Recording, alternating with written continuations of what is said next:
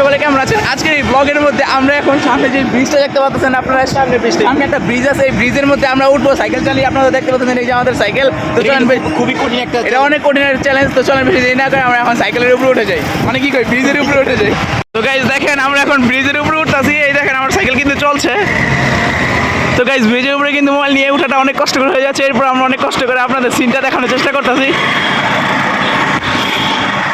এখন আমরা ব্রিজ থেকে নামবো, আর পিছনে অবশ্যই একটা জিম দেখতে পাচ্ছেন। দেখেন ওরা আমাকে পর্যবেক্ষণ করছে। তো এখানে দেখেন এই ব্রিজটা কত পরিমাণে ঢাল, এটা দেখলে তো অবশ্যই অনেক ভয় লাগতেছে। এরপর আপনাদের জন্য একমাত্র এটা আমরা করবো, আর আমরা কিন্তু হাত ছেড়ে ব্রিজটা ক্রস করবো, মানে বুঝতেই পারছেন এটা কতটা কঠিন হবে। তো গাইস মাই দেখেন, মাই কিন্তু চলা শুরু হয়ে গেছে, এখন আমিও চলবো। তো গাইস আপনারা অবশ্যই দেখতে পাচ্ছেন আমি হাত ছেড়ে সাইকেল চালাচ্ছি। আর ওই যে মাহি,